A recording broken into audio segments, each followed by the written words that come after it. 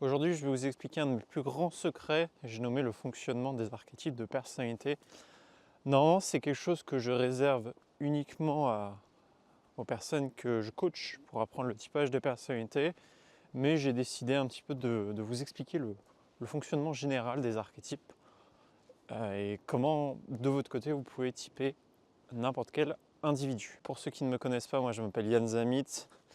Ma passion dans la vie, c'est la psychologie analytique jungienne. J'ai pu typer près de 1200 personnes ces 3 dernières années. Et avec le typage de personnalité, on peut faire beaucoup de choses. Connaître les peurs d'un individu, ce qui la rend anxieux, ses zones d'inconnu. On peut également trouver les compatibilités amoureuses, que ce soit les vôtres ou celles des personnes autour de vous. On peut faire des associations business. On peut rendre fou des gens, sauver des vies. Donc aujourd'hui, je vais vous expliquer comment fonctionne le modèle des archétypes de personnalité. Donc aujourd'hui, on va vraiment se baser sur le fonctionnement du modèle, tout ce qui est les preuves de pourquoi ça fonctionne comme ça. Pour ceux qui sont intéressés, je vous invite à regarder ma vidéo sur la preuve qu'il existe 16 archétypes de personnalité. Aujourd'hui, on ne va pas se concentrer sur les preuves, sinon ce serait trop long et rébarbatif. Premier niveau, ça correspond à quoi? Ça correspond au tableau que vous voyez ici présent. Et vous avez une manière qui vous permet de typer à coup sûr la personnalité d'un individu. C'est ce qu'on appelle l'association des tempéraments ainsi que des styles d'interaction. C'est quelque chose qui requiert beaucoup d'efforts à maîtriser, mais sachez que si de votre côté vous avez simplement 2 informations sur un individu, c'est-à-dire son tempérament et son style d'interaction, vous pouvez trouver dans 100% des cas la personnalité d'un individu. Comment fonctionnent les tempéraments? Vous avez 4 types de tempéraments.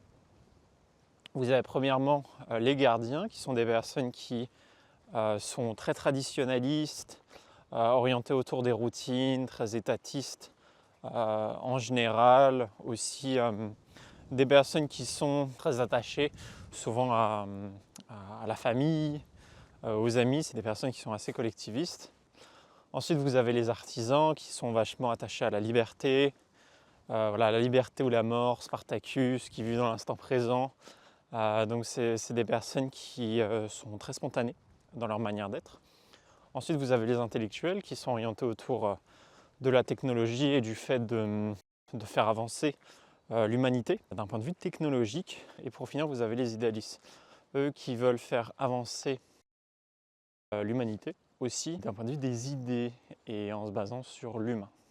Donc voilà, ça c'est pour les tempéraments.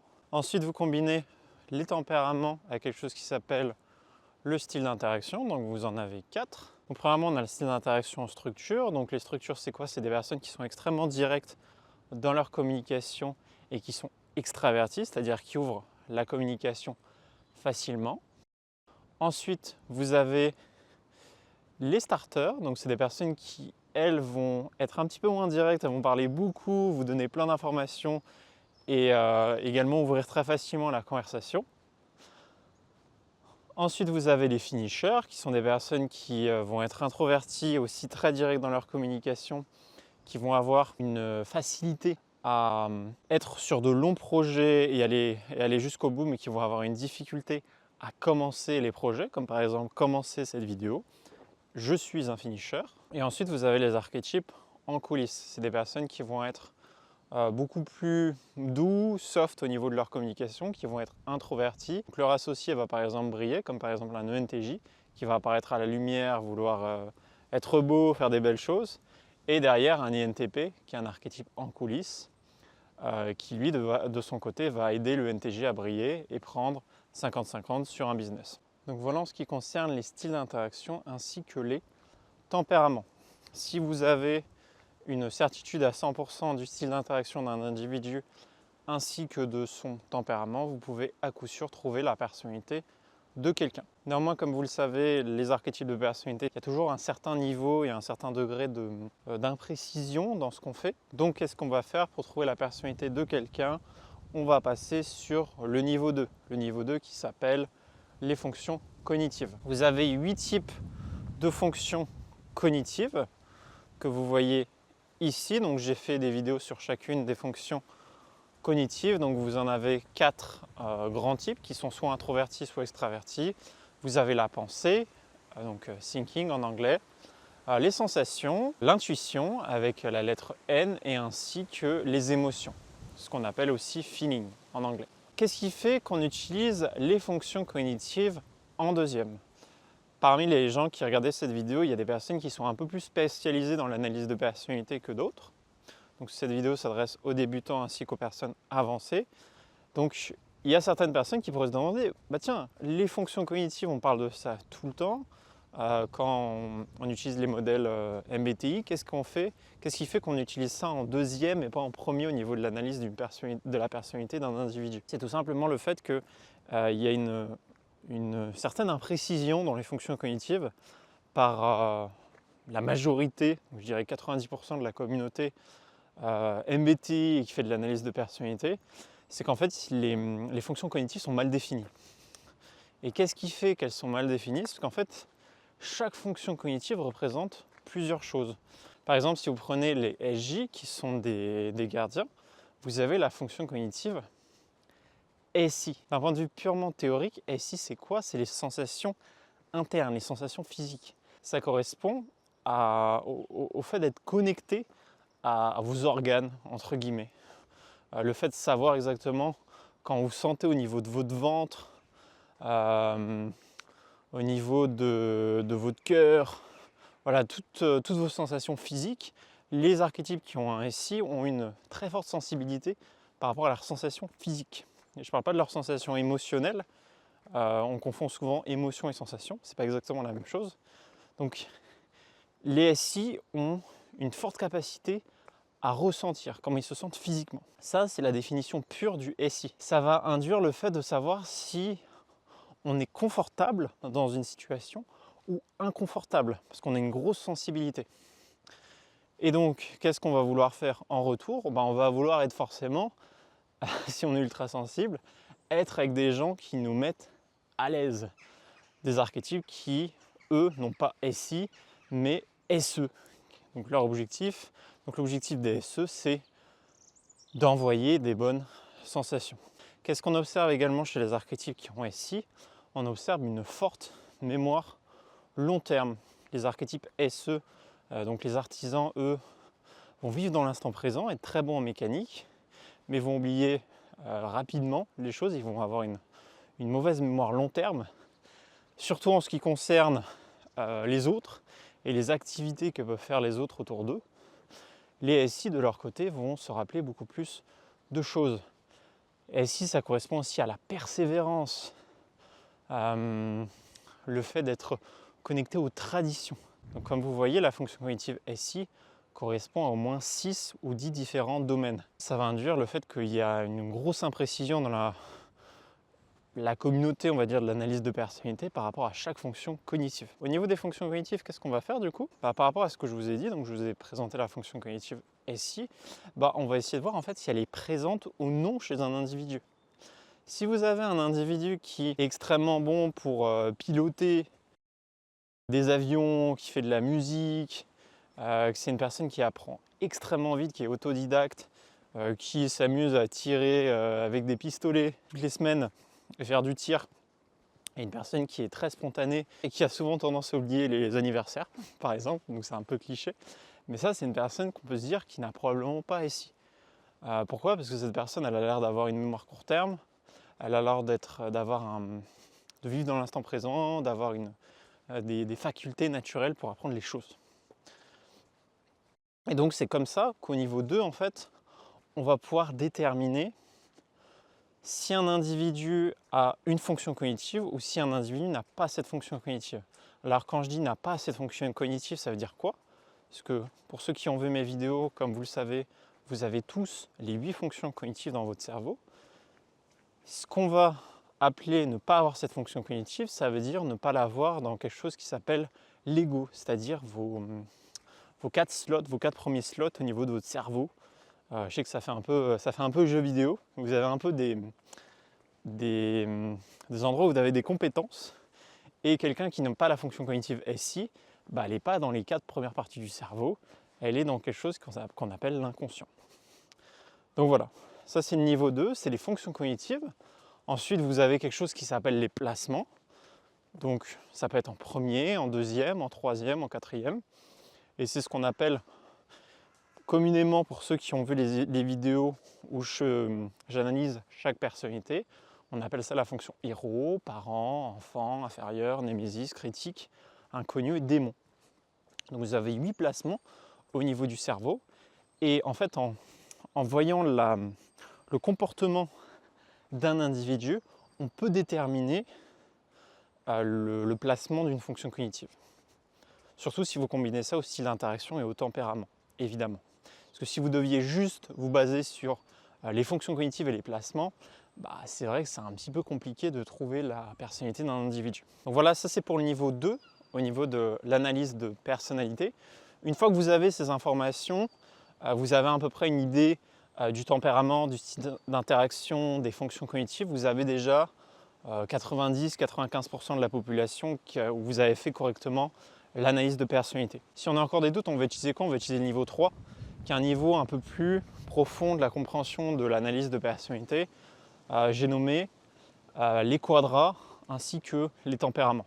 Comme vous pouvez le voir, donc les ENFJ, les INFJ, les ESTP ainsi que les ISTP, ils ont à chaque fois les 4 mêmes fonctions cognitives. TI, FE, SE et NI. Néanmoins, qu'est-ce qu'il va avoir au niveau de ces fonctions cognitives? En fait, elles vont être dans des ordres qui sont différents.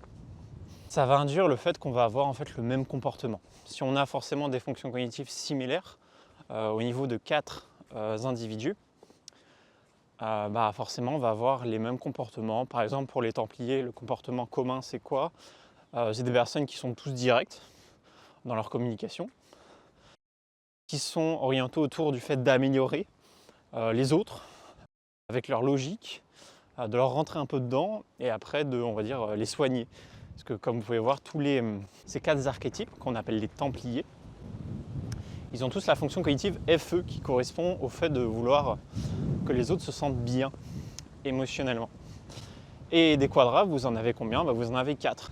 Vous avez les Templiers, les Croisés, les Philosophes, ainsi que les Explorateurs. Voilà, ça c'est la première partie du niveau 3.